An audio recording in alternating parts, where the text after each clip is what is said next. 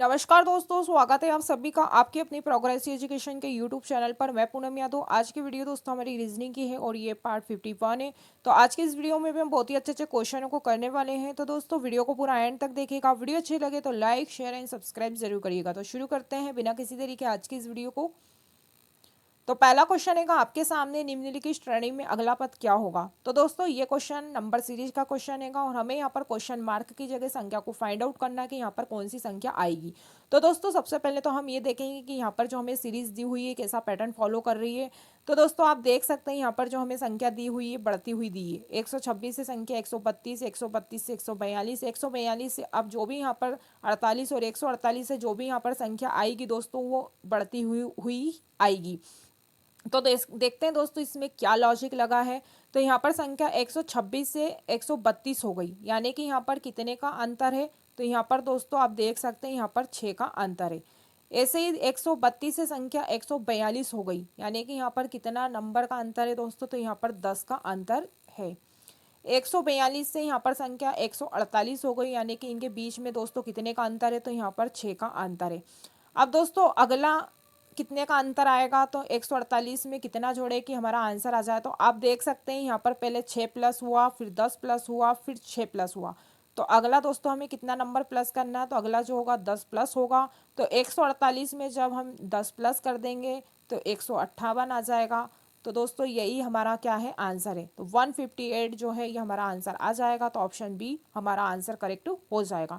यदि हम दोस्तों अंतर में भी अंतर देखें तो आप देख सकते हैं यहाँ पर कितने कितने का अंतर है। यहाँ पर 4 का अंतर है।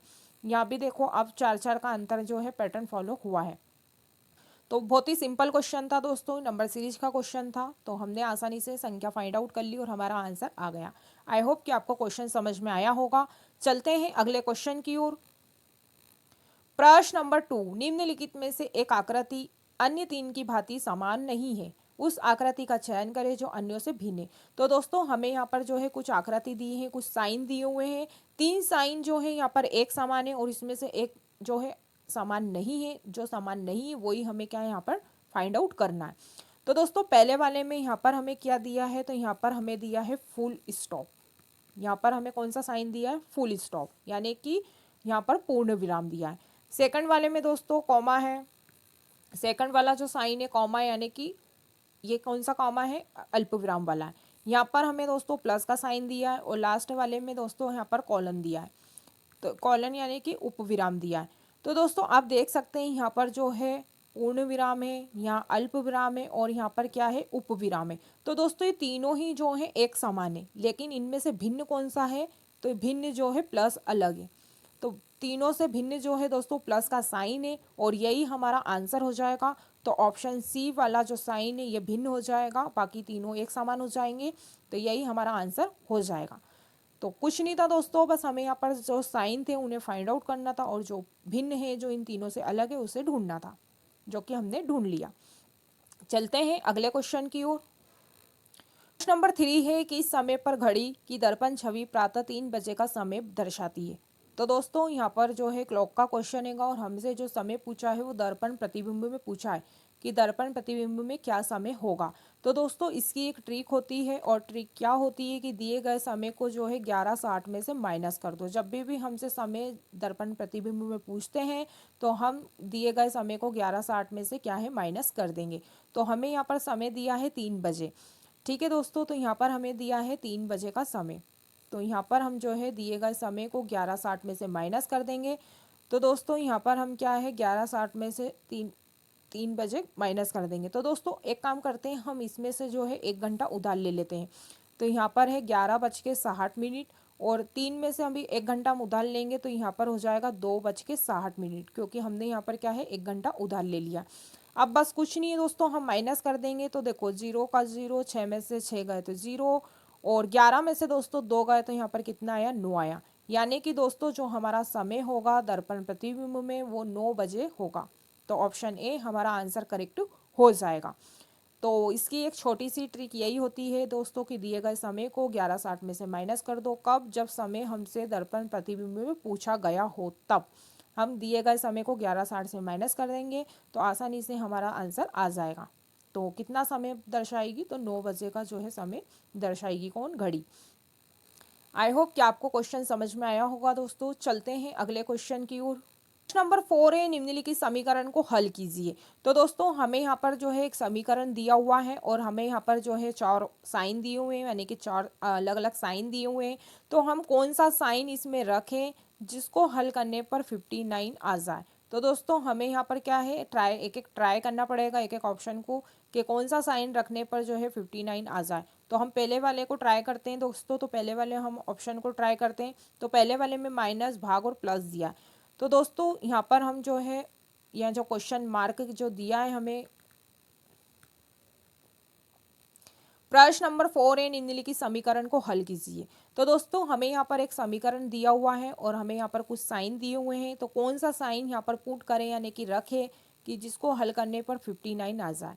तो दोस्तों हम यहाँ पर क्या है, ट्राई करेंगे अलग अलग साइनों को कि कौन सा साइन यहाँ रखें कि 59 हमारा आ जाए। तो पहले वाले को हम ट्राई करते हैं दोस्तों। तो यहाँ पर हमें माइनस, भाग, प्लस का साइन दिया हुआ है। तो 100 में से -2 करेंगे, फिर भाग 2 करेंगे, फिर +10 करेंगे। देखते हैं क्या यहाँ पर 59 आता है। तो दोस्तों जब 100 में से हम 2 को माइनस करेंगे तो 98 आता है। भाग में 2 चल ही रहा है, प्लस में 10 चल ही रहा है, इक्वल में 59 चल ही रहा है। अब दोस्तों 98 में जब हम 2 का भाग देंगे तो कितनी बार जाएगा, तो 2 चौके 8 और 2 9 18, 59 बार जाएगा। यहाँ पर प्लस में 10 चल ही रहा है दोस्तों और यहाँ पर इक्वल में 59 चल ही रहा है। अब 49 में दोस्तों जब हम 10 प्लस करेंगे तो क्या 59 आता है। तो जी हाँ दोस्तों, जब हम 49 में 10 प्लस करेंगे तो 59 आता है। यानी कि दोस्तों जो पहला वाला जो साइन है यही हमारा आंसर आ चुका है। तो अब आगे हमें ट्राई करने की ज़रूरत ही नहीं है, क्योंकि पहले वाले साइन रखने पर ही हमारा आंसर आ गया है। तो यही हमारा आंसर ऑप्शन ए वाला आ जाएगा। यदि इन साइनों को हम यहाँ पर पुट करेंगे तो 59 हमारा आंसर आ जाएगा। नहीं तो दोस्तों अगर आंसर नहीं आता तो हम अलग अलग साइनों को रखते, हल करते और फिर हमारा आंसर आता। तो आई होप कि आपको क्वेश्चन समझ में आया होगा। चलते हैं अगले क्वेश्चन की ओर। प्रश्न नंबर 5, दी गई श्रृंखला में अगला पद कौन सा होगा। तो यहाँ पर दोस्तों हमें 2j दिया है, 8m दिया है और 26p दिया है। तो यहाँ पर हमें देखना है कि यहाँ पर अगला जो पद होगा वो कौन सा होगा। तो दोस्तों हम यहाँ पर देखेंगे यहाँ पर क्या लॉजिक है। तो देखो यहाँ पर 2 से संख्या 8 हो गई।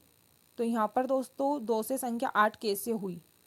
तो यहाँ पर जब हम 2 में 3 का गुणा करेंगे तो 3 का जब हम 2 में गुणा करेंगे तो 6 होता है।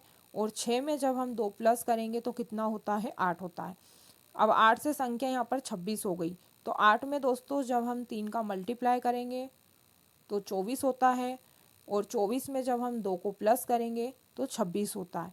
अब ऐसे ही दोस्तों जब हम 26 का 3 गुना करेंगे तो 26 का 3 गुना करेंगे तो कितना होता है, तो 26 का 3 गुना होता है 78। और 78 में जब हम 2 प्लस करेंगे दोस्तों, 78 में जब हम 2 प्लस करेंगे तो 78 79 80। तो यहाँ पर कितना आ जाएगा, 80 आ जाएगा। यानी कि जो भी हमारा आंसर होगा वो 80 होगा। तो देखो क्वेश्चन ऑप्शन को एलिमिनेट कैसे करते हैं। तो सी वाला ऑप्शन होगा नहीं, क्योंकि यहाँ पर पहले 80 आएगा। तो सी और डी वाला ऑप्शन तो दोस्तों होगा नहीं। तो ये दो ऑप्शन तो हमारे हट गए। अब बचे कौन से हैं, 2 ऑप्शन बचे हैं, ए और बी। अब इन दोनों में से ही देखते हैं कि हमारा आंसर कौन सा है। अब दोस्तों यहाँ पर जे दिया है, जे से लेटर एम हो गया है। तो जे की कोडिंग दोस्तों 10 होती है और एम की जो कोडिंग होती है वो 13 होती है। तो 10 से जो है 13 हो गया, यानी कि यहाँ पर कितना प्लस हुआ है, 3 प्लस हुआ है। अब एम से दोस्तों यहाँ पर पी हो गया। तो पी की जो कोडिंग होती है दोस्तों 16 पर होता है। तो 13 से 16 हो गया, यानी कि यहाँ पर कितना प्लस हुआ है, इनकी कोडिंग में 3 प्लस हुआ है। अब दोस्तों पी से यहाँ पर कितना प्लस करें कि हमारा लेटर आ जाए। तो देखो 3 प्लस हुआ है। तो 16 में जब हम 3 प्लस कर देंगे तो यहाँ पर दोस्तों कितना आ जाएगा, 19 आ जाएगा। और 19 पर कौन सा लेटर आता है, एस आता है। तो दोस्तों हमारा जो आंसर होगा वो 80 एस होगा। तो ऑप्शन ए वाला जो आंसर है वो हमारा आंसर हो जाएगा। तो आई होप कि आपको ये क्वेश्चन भी समझ में आया होगा। पहले जो संख्याओं में दोस्तों 3 का मल्टीप्लाई करा है और 2 प्लस हुआ है, 3 का मल्टीप्लाई 2 प्लस। फिर इनकी जो कोडिंग है उसमें भी 3 प्लस हुआ है। तो ऐसे ही जब हमने 16 में 3 प्लस किया तो 19 और 19 पर हमारा एस होता है। तो चलते हैं अगले क्वेश्चन की ओर। प्रश्न नंबर 6, हमें यहाँ पर स्टेटमेंट दिया यानी कि कथन दिया है और यहाँ पर कंक्लूजन यानी कि निष्कर्ष दिया हुआ है और यहाँ पर हमें दोस्तों ऑप्शन दिए हैं। तो ऐसे क्वेश्चनों में दोस्तों सबसे पहले हमें बनाना होता है डायग्राम। यदि आपने सही डायग्राम बना लिया तो आपका आधा क्वेश्चन जो है 80-90% तो क्वेश्चन यहीं पर सॉल्व हो जाता है। तो दोस्तों यहाँ पर हम बनाएंगे सबसे पहले डायग्राम। तो डायग्राम हम दोस्तों जैसा हमें स्टेटमेंट में बोला है उसी के अकॉर्डिंग यहाँ पर डायग्राम बनाएंगे। यहाँ पर अपने मन से कुछ भी नहीं सोचेंगे। तो पहले हमें दिया है कथन कि सभी डी वी है, तो हम बना लेंगे कि सभी डी जो हैं वो क्या है, वो वी है। तो ऐसा हम डायग्राम बनाएंगे। सेकंड बोला है कि कुछ एस डी हैं, तो कुछ एस जो हैं वो क्या है दोस्तों, डी हैं। तो कुछ एस जो हैं वो डी के अंदर आ जाएंगे, तो हमने ऐसा बना लिया। अगला बोला है कि कोई डब्ल्यू एस नहीं है, तो कौन, तो दोस्तों कोई भी जो डब्ल्यू है जो वो एस नहीं है, तो जो भी डब्ल्यू है वो क्या है, एस नहीं है। तो ये दोस्तों हमारा डायग्राम बन गया और जैसा कथन में बोला है उसी के अकॉर्डिंग हमने यहाँ पर डायग्राम बनाया है। अपने मन से यहाँ पर कोई भी कुछ भी नहीं सोचना है। अब पहला वाला निष्कर्ष हमें दिया है कि कुछ डब्ल्यू डी नहीं है, कुछ डब्ल्यू डी नहीं है। तो दोस्तों यहाँ पर हमें दिया है कि कुछ डब्ल्यू जो है वो डी नहीं है, तो बिल्कुल नहीं है। आप देख सकते हैं कि यहाँ पर डब्ल्यू और डी का कोई दूर दूर तक कोई संबंध नहीं है, तो ये वाला जो हमारा ऑप्शन है ये तो हो जाएगा गलत। सेकंड वाला निष्कर्ष है कि कुछ वी एस हैं, तो कुछ वी एस हैं। तो दोस्तों जो एस का जो भाग है वो डी के अंदर आ रहा है और कैसा आ रहा है, कुछ वाला आ रहा है, और वी जो है सभी वी जो है डी है। तो दोस्तों एस का जो कुछ हिस्सा है वो वी के अंदर आ रहा है, तो सेकंड वाला जो निष्कर्ष है ये हमारा सही हो जाएगा। अगला बोला है कि कुछ डी एस है, तो कुछ डी एस है, तो ये तो दिख ही रहा है भाई कि कुछ एस वाला जो हिस्सा डी के अंदर आ रहा है, तो ये भी हमारा सही हो जाएगा। तो दोस्तों हमारा जो आंसर होगा वो केवल सी हो जाएगा कि केवल 2 और 3 अनुसरण करते हैं। तो ऑप्शन सी वाला आंसर हमारा करेक्ट हो जाएगा। और इन क्वेश्चनों को दोस्तों डायग्राम से ही सॉल्व किया जाता है। सही डायग्राम बना लो, कथन के हिसाब से जैसा स्टेटमेंट में बोला है उसी के अकॉर्डिंग डायग्राम बनाओ, तो आधा क्वेश्चन हमारा यही सॉल्व हो जाता है। और जो पूछा है उसी को हमें यहाँ पर सही मानना है, अपने मन से कुछ भी नहीं मानना है। आई होप कि आपको क्वेश्चन समझ में आया होगा। अब चलते हैं अगले क्वेश्चन की ओर। प्रश्न नंबर 7, मनोज दक्षिण पश्चिम दिशा की तरफ दौड़ रहा था, पंकज उसके विपरीत दिशा में चल रहा था। पंकज किस दिशा की ओर चल रहा है? तो दोस्तों डायरेक्शन वाला क्वेश्चन हैगा। तो आप सभी को पता है कि जो हमारी डायरेक्शन होती है, यहाँ पर होता है पूर्व, यहाँ पर होता है पश्चिम, यहाँ पर होता है उत्तर और यहाँ पर हमारा होता है दक्षिण। ये जो दिशा होती है ये उत्तर पूर्व होता है। ये वाली जो दिशा होती है दोस्तों ये हमारी दक्षिण पश्चिम होती है। ये जो दिशा होती है ये होती है जो दोस्तों हमारी दक्षिण पश्चिम, दक्षिण पूर्व सॉरी। और ये वाली जो हमारी डायरेक्शन होती है ये होती है उत्तर पश्चिम। ठीक है दोस्तों, तो ये हमने जो है यहाँ पर दिशाएं बना ली हैं। अब बोल रहे हैं कि मनोज दक्षिण पश्चिम दिशा की तरफ दौड़ रहा है। कौन? मनोज। किस दिशा की ओर दौड़ रहा है? तो दक्षिण पश्चिम। तो यहाँ पर दक्षिण पश्चिम कौन सा है दोस्तों? हमारा ये है। तो यहाँ पर जो है मनोज दौड़ रहा है और पंकज उसके विपरीत दिशा में चल रहा है। तो पंकज किस दिशा में चल रहा है? तो दोस्तों यदि ये मनोज जो है दक्षिण पश्चिम दिशा में दौड़ रहा है तो पंकज जो है उत्तर पूर्व दिशा की ओर चल रहा है। तो इसके विपरीत जो दिशा होगी वो उत्तर पूर्व होगी। तो हमारा जो आंसर होगा वो उत्तर पूर्व हो जाएगा। तो ऑप्शन डी वाला आंसर करेक्ट हो जाएगा, क्योंकि क्वेश्चन में बोला है कि मनोज जिस डायरेक्शन में दौड़ रहा है तो पंकज उसी के विपरीत दिशा में चल रहा है। तो इसकी विपरीत दिशा उत्तर पूर्व हो जाएगी। तो ऑप्शन डी करेक्ट हो जाएगा।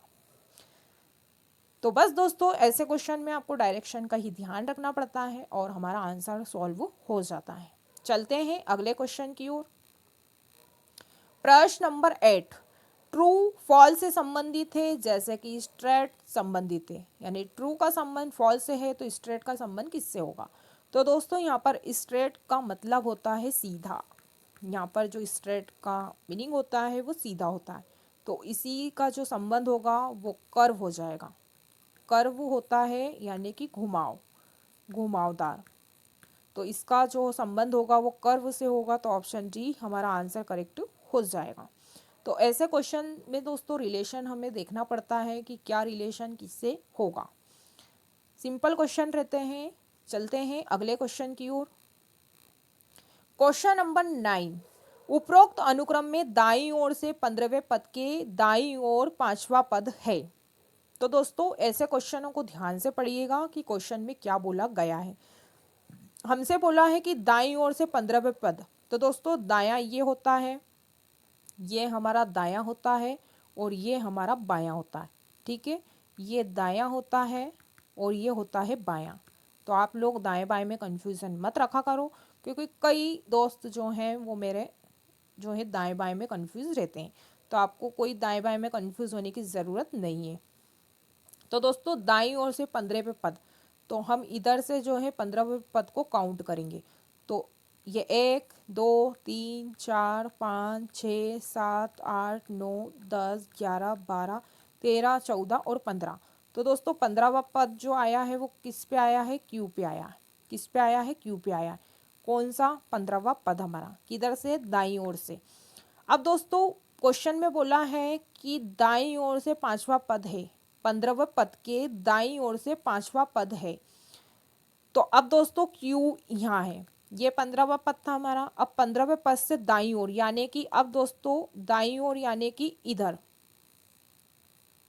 क्यू का दायां इधर होगा, तो क्यू के दाएं से 5वां पद, तो 1 2 3 4 5। तो 5वें पद पे क्या आएगा दोस्तों? जी आएगा। ये क्या होगा? ये 5वां पद होगा और यहाँ पर क्या होगा? जी होगा। तो 5वां पद जो होगा कौन सा होगा? जी होगा। तो ऑप्शन बी हमारा आंसर करेक्ट हो जाएगा। पहले हमसे दायां पूछा कि दाईं ओर से 15वां पद, तो दाईं ओर से 15 पद जो है वो क्यू आया। अब क्यू से दाएं 5वां पद, क्यू की मतलब 15वें पद के दाईं ओर, तो ये दायां होगा क्यू का। तो 5वें पद पे जो है जी होगा और जी हमारा ऑप्शन बी करेक्ट हो जाएगा। तो दोस्तों क्वेश्चन की लैंग्वेज को पढ़ो, दाएं बाएं को समझो, कोई कंफ्यूज होने की ज़रूरत नहीं है। जैसा क्वेश्चन में बोला है हम उसी के अकॉर्डिंग जो है प्रश्न को हल करेंगे। आई होप कि आपको क्वेश्चन समझ में आया होगा। चलते हैं अगले क्वेश्चन की ओर। नंबर 10 है, निम्नलिखित श्रेणी में अगला पद क्या होगा। तो हमें यहाँ पर देखना है दोस्तों कि अगला पद क्या होगा। तो दोस्तों यहाँ पर 11 दिया है और 11 से 15 हो गया, यानी कि यहाँ पर कितना प्लस हुआ है? 4 प्लस हुआ है। यहाँ पर के से लेटर ओ हो गया, तो के से ओ हो गया, यानी कि यहाँ पर भी कितने का अंतर है दोस्तों? इनकी कोडिंग में 4 का अंतर है। यदि आपको कोडिंग नहीं आती तो आप कोडिंग जो है याद कर लो दोस्तों। यहाँ पर हमें आई लेटर दिया है, आई से लेटर एम हो गया, यानी कि इनके लेटर में भी कितने का अंतर है? 4 का अंतर है। अब दोस्तों ऐसे ही हम 15 में जब 4 प्लस करेंगे तो यहाँ पर कितना आ जाएगा? 15 में 4 प्लस करेंगे तो 19 आ जाएगा। ओ में जब हम 4 प्लस करेंगे तो ओ में जब हम 4 प्लस करेंगे दोस्तों तो यहाँ पर कितना आ जाएगा? यहाँ पर आ जाएगा एस। एम में जब दोस्तों हम 4 प्लस करेंगे तो एम में 4 प्लस करेंगे तो यहाँ पर आएगा 17 और 17 पर होता है हमारा क्यू। तो दोस्तों यहाँ पर जो आंसर होगा ऑप्शन डी वाला जो है हमारा आंसर करेक्ट हो जाएगा। तो एक मेथड दोस्तों इसको करने की ऐसी हुई। अब दूसरी मेथड से भी हम इसको कैसे सॉल्व कर सकते हैं तो देखते हैं। तो मैं इसको अभी हटा देती हूँ, अब दूसरी मेथड से हम देखते हैं। अब दोस्तों दूसरी मेथड से करने का तरीका क्या है कि जो के होता है, के की कोडिंग 11 होती है, के की जो कोडिंग होती है वो 11 होती है और ओ की जो कोडिंग होती है वो दोस्तों एम होती है। ठीक है, अब दोस्तों हमें देखना है, तो देखो क्यू 17 पर होता है तो यहाँ पर 19 दिया है, यानी कि पहला वाला ऑप्शन तो हमारा गलत हो जाएगा। यहाँ भी क्यू दिया है और यहाँ पर 19 दिया, तो ये ऑप्शन भी हमारा हो जाएगा गलत। अब दोस्तों एस की जो कोडिंग होती है, एस की जो कोडिंग होती है ना वो 19 होती है। तो ऑप्शन सी और डी में दोनों ही जगह 19 19 दिया हुआ है। अब दोस्तों हमें ये देखना है यहाँ पर टी आएगा कि आखिरी में आई आएगा, क्यू आएगा सॉरी। तो दोस्तों यहाँ पर जो है 19 एस तो आएगा ही आएगा, लेकिन हमें आखिरी में देखना है लेटर क्या आएगा। तो दोस्तों आई जो होता है वो 9 पर होता है, आई की जो कोडिंग होती है 9 होती है और एम जो होता है दोस्तों 13 पर होता है। तो यहाँ पर दोस्तों कितना प्लस हुआ है? तो यहाँ पर जो है 9 से संख्या 3 हो गई, तो यहाँ पर जो अंतर आया कितने का आया है? तो दोस्तों यहाँ पर जो अंतर आया है ना वो 4 का आया है। यहाँ पर जो अंतर जो हमें दिख रहा है ना, वो कितने का दिख रहा है, 4 का दिख रहा है, क्योंकि 9 से संख्या जो है 13 हो गई, यानी कि यहाँ पर कितने का अंतर है, 4 का अंतर है। तो दोस्तों अब ऐसे ही यहाँ पर जो है हम 13 में जब हम 4 प्लस करेंगे, तो 13 में जब हम 4 प्लस करेंगे तो यहाँ पर कितना आ जाएगा, 17 आ जाएगा, और 17 पर हमारा होता है क्यू, क्योंकि जो क्यू की कोडिंग होती है दोस्तों वो 17 होती है। तो ऐसे भी हम जो है आंसर जो है सॉल्व कर सकते थे। तो ये वाला तो ऑप्शन हमारा वैसे भी हट गया, ऑप्शन डी ही हमारा आंसर तब भी आएगा। तो आप इस तरीके से भी कर सकते हैं, नहीं तो इसके पहले वाली मेथड से भी आप कर सकते हैं। तो किसी भी लॉजिक से क्वेश्चन करेंगे आंसर जो है समान आएगा। तो दोस्तों आज की इस वीडियो में बस इतना ही। मैं उम्मीद करती हूँ कि जितने भी आज हमने सवाल किए हैं आप लोगों को अच्छे लगे होंगे। यदि दोस्तों आप लोग को वाकई में आज की वीडियो अच्छी लगी है तो लाइक करिएगा, शेयर करिएगा, कमेंट सेक्शन में कमेंट करके ज़रूर बताइएगा कि आपको वीडियो कैसी लगी। यदि मेरे दोस्त ऐसे हैं जिन्होंने अभी तक चैनल को सब्सक्राइब नहीं किया है तो प्लीज़ चैनल को भी सब्सक्राइब करें। आप लोग दोस्तों मेरी टेलीग्राम चैनल को भी ज्वाइन कर सकते हैं, उसकी लिंक मैंने इस वीडियो के डिस्क्रिप्शन में दे रखी है, तो आप लोग जाके वहाँ भी मुझे ज्वाइन कर सकते हैं। तो आज के लिए इतना ही, मिलते हैं अगली वीडियो में, तब तक के लिए जय हिंद, जय भारत, धन्यवाद।